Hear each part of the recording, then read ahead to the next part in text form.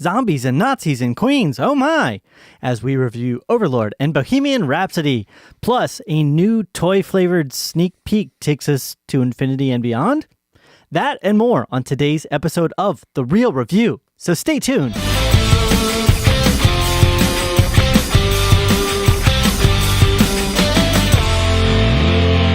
Welcome to The Real Review, sponsored by Parametric and Lazy Ape Studios, where you get some of the latest happenings, real thoughts, and perspectives in the world of film and television. I am here with Matthew Pikachu. Hey. You guy. Everybody, I'm here with I Choose You, Joel Cunningham. Heyo, I'm Yep. the wiener. That is based upon a trailer that we recently had the opportunity to see and premiered. Well, we didn't premiere, but they premiered. And I premiered it on my iPhone. You did, Yeah. and on our Facebook. It's a good plug for our Yes. Facebook there for the new Pikachu movie. Yeah, Detective Pikachu. Detective Pikachu, which I didn't know was actually a game for, I think, the GameCube, right? Or the Wii. Was it the Wii? It might have been the Wii. Detective Pikachu? Yeah, there's actually a game called Detective Pikachu. I did not know that. It might have been a joke, but I saw it, and the voice of the Pikachu in the game was like really weird too. So it's kind of, which was the one thing about the trailer for the new Pikachu movie that was odd. It's PG Deadpool. PG Deadpool, exactly. Because I'm constantly thinking that like suddenly because of the Deadpool stuff, it's just going to be like foul filth and stuff coming from Pikachu. But kind of funny. anyway, yeah. So Matt, why don't you give our listeners some ways to get connected before we get into talking about some of the films we're going to be talking about today? Totally. And we can do that real quick. A number of different ways you can connect with us. Number one way being our website, which is realreviewmedia.com. But then you can connect with all of our social media pages, places there, which is Instagram, Twitter, Facebook at Real Review Media, and then also youtube.com/The Real Review to get these videos and other videos, whatever videos, and that fun stuff. Feel free to email us too at realreviewmedia@gmail.com as well. So boom. Perfect. Yep. I just want to say as well, real briefly, just apologizing to everyone. Yes. We've had a bit of a hiatus going on for reasonable reasons. Yes. Which is that, Matt, you took on a new job. Yes. And it's made your life craziness now. Yes. So want to apologize for that. We do our best here on the show to put out content on almost a weekly basis, right? If not more often than that. And so we kind of fell behind just with Matt transitioning with work and getting everything done. But the good news is that means we have tons and tons of content to bring to you in My this bad, episode. guys. Yeah. My bad. Yes. And then additionally, we don't talk about this very often, but we have had the worst tech issues of the last couple days. It's been wild, man. Yeah, and Matt has actually done graciously taking the time to come back in a second time. Yeah. So this is our second time recording the episode. Yes. So we'll see how this goes. Tech issues. Fingers crossed. It'll work. Say a I little believe prayer it'll for work. us, even though you're listening to this after it's been recorded. It's okay. Yes. I believe it'll still work. counts. Anyway, so let's get ready to talk about films. The first film we're going to be talking about is a film that, Matthew, you had a chance to check out. I did. Little film called Overlord. Overlord. Yes. Let's bring up the synopsis. So a small group of American soldiers find horror behind enemy lines on the eve of D-Day, directed by Julius Avery, written by Billy Ray and Mark L. Smith. And this is under the Bad Robot production, which is J.J. Abrams' production group, which for a long time, people thought this was going to be another Cloverfield movie, but that is not the case, good people. This is starring Jovan Adepo, Wyatt Russell, Matilda Olivier, Pilu Abze. Okay. Anyways, I can't pronounce all your names. I'm sorry. I love all of you guys in this movie. Anyways, so Overlord. This movie is exactly as portrayed in the trailers. Yeah. It's an intense war film, World War II, day before D-Day. Soldiers got to do something, and in order for D-Day to be successful, and they find Nazis experimenting on people with, and ultimately there are Nazi zombies, just like in the trailer, and that's it. It is a fun action ride, and it is intense, and it is scary at times. I really enjoyed this movie. How on a gruesome scale, like scale 1 to 10? It's pretty gruesome. Is it?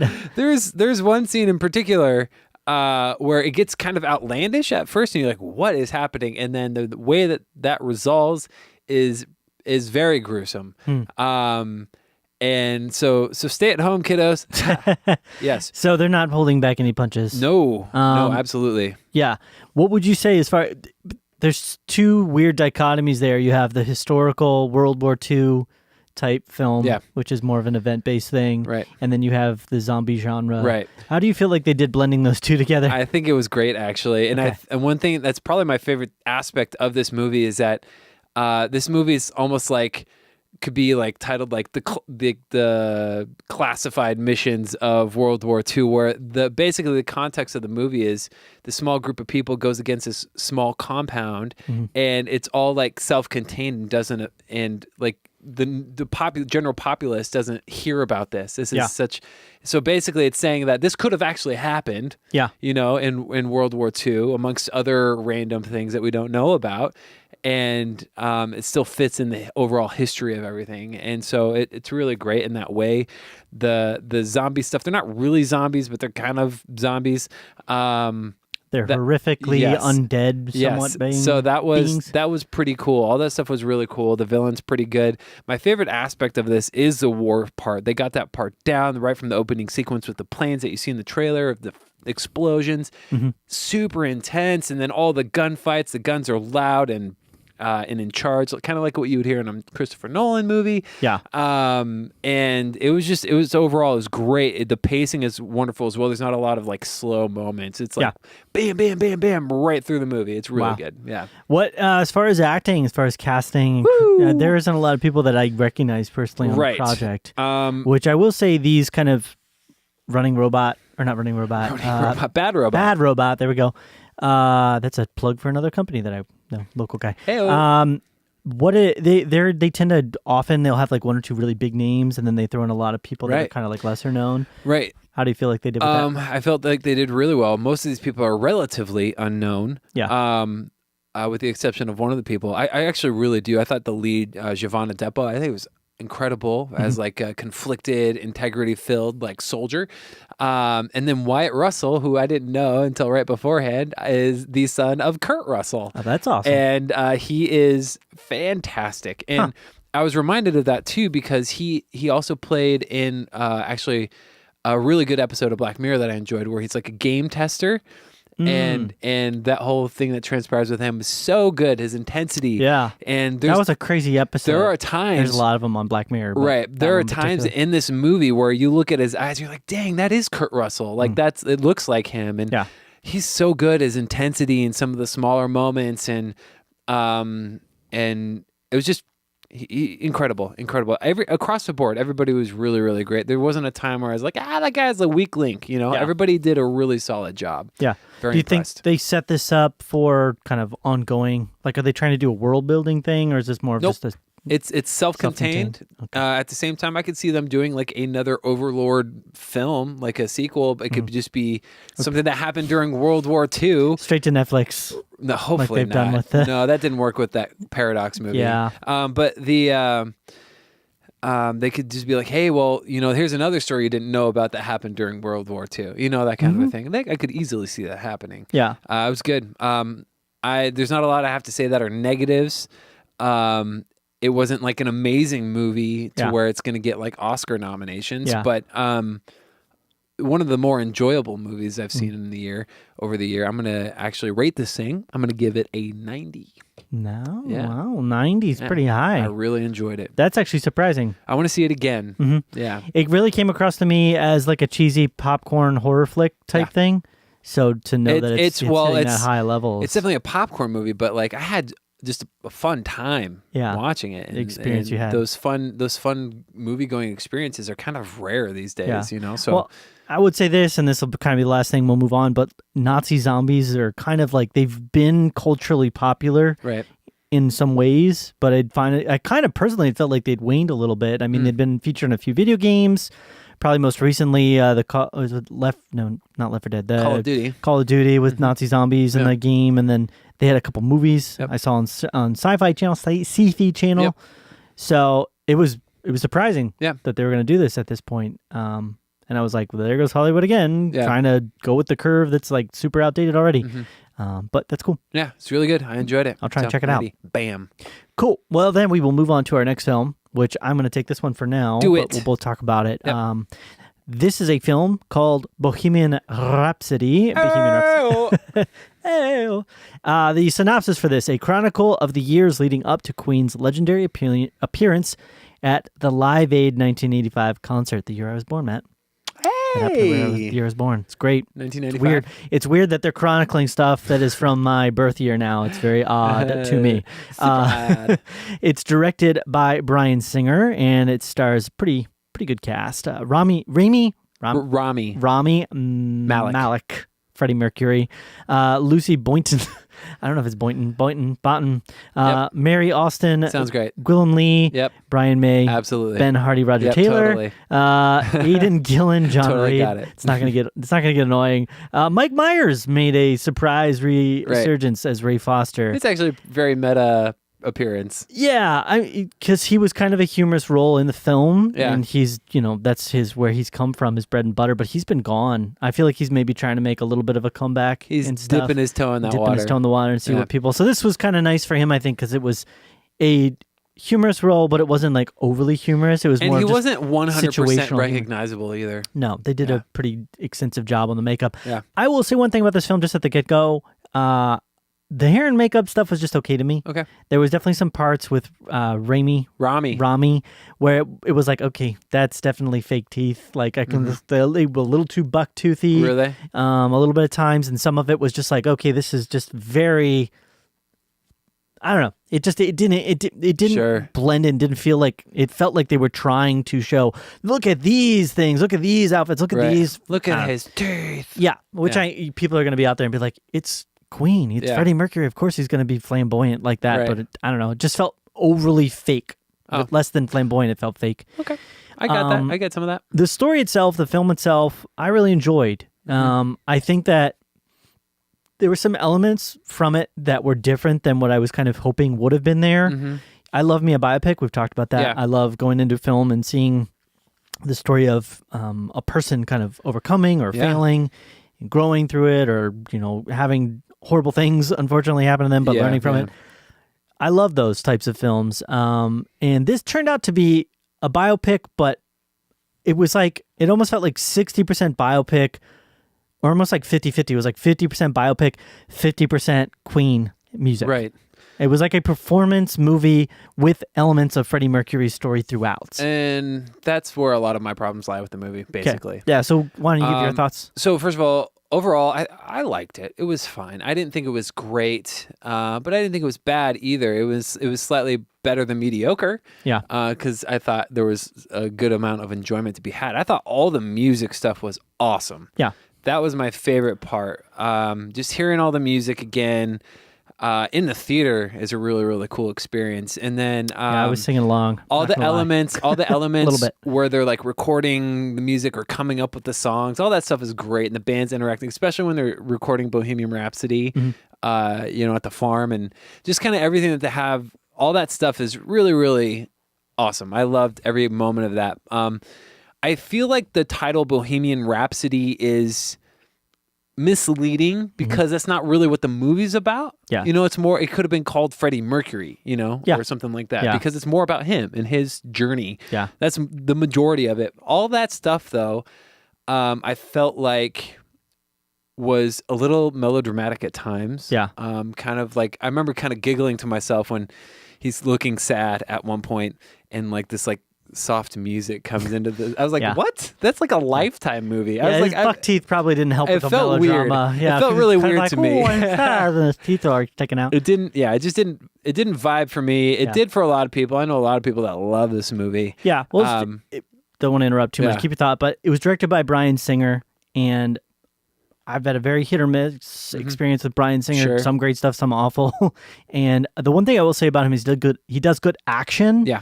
But I've never seen him do very well with a bio. This is, I think, his first biopic. I've never seen him do well with really good dramatic tension. He also wasn't on the project the whole time either. Oh, yeah, that's true. Yeah. But his stuff tends to be a bit melodramatic at times. I remember some of the scenes from some of the X-Men movies and stuff.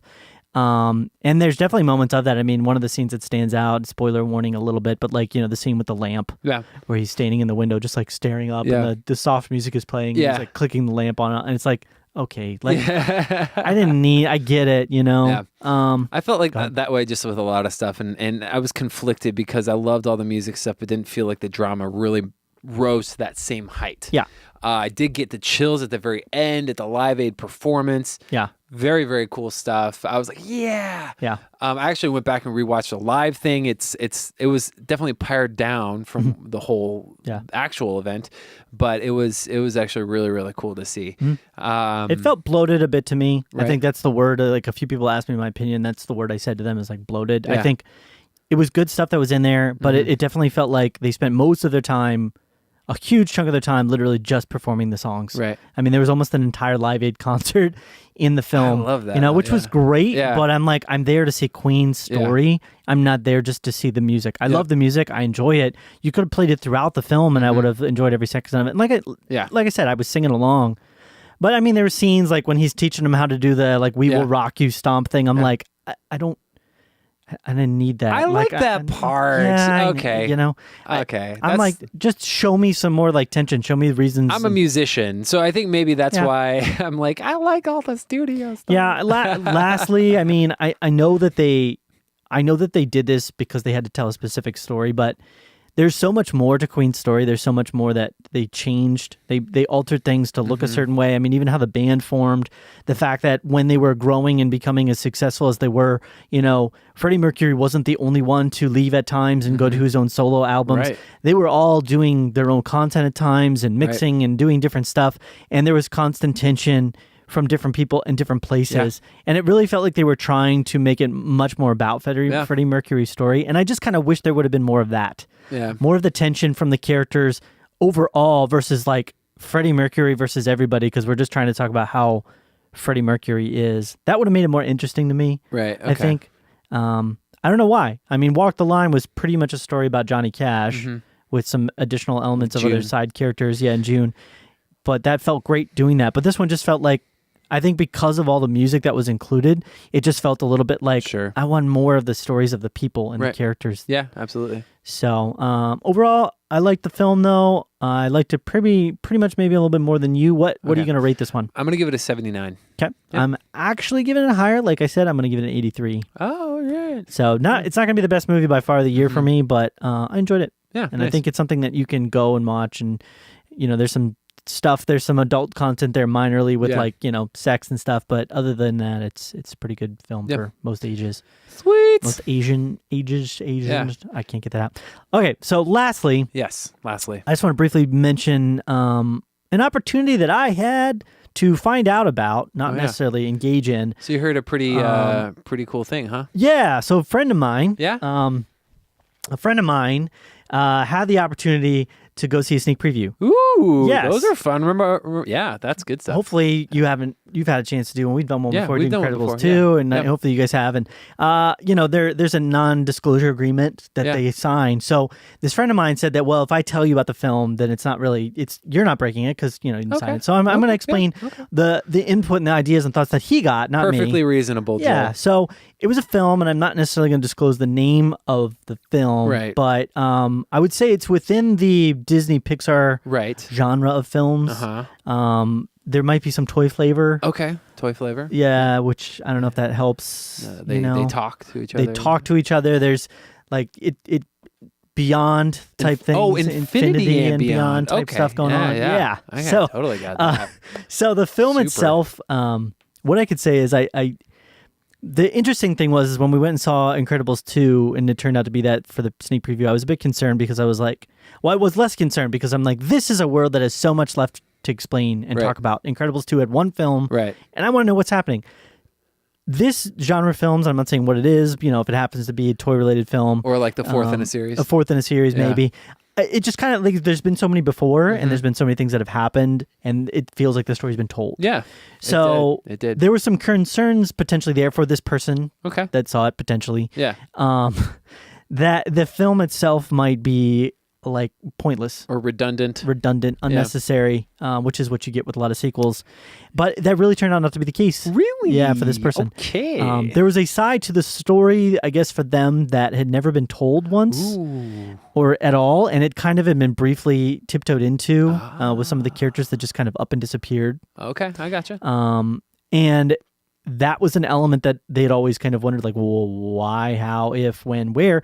And so that really makes an appearance back in here. And it plays a significant, but awesome. interesting, fun role. And then additionally, the whole idea, since it's toy flavored Yeah. and, stuff, like, where do those toys come from? Yeah. Might be a part of it. Yeah. And that it kind of delved into that. Yeah, I'm pretty sure I saw a teaser for this so-called film, and maybe, I don't know. Can't talk about it. Yeah. Anyways, it looks like it's going to be fun. Yeah, but surprisingly touching. Once again, okay. So potentially, if they were thinking, I'm hearing right, they told you it was surprisingly touching and a worthwhile entry into the franchise. Yeah, worthwhile. Felt better than probably Incredibles 2 to them, which was pretty amazing. So, wow, that is pretty. It's incredible. It's incredible, yeah. Some good humor, some great stuff. The story might change, obviously. Sneak previews tend to do that, but I think worthwhile, and I would say that it's definitely going to be one of the better ones of the year. Oh, so exciting. For them. For them, yeah. Not for me. Absolutely, for sure. It makes total sense. Not me at all, Matt. Yep, exactly. I don't know where this bracelet came from. Yeah. So you just keep bracelets on keep whenever. spinning the bracelet around. Yeah.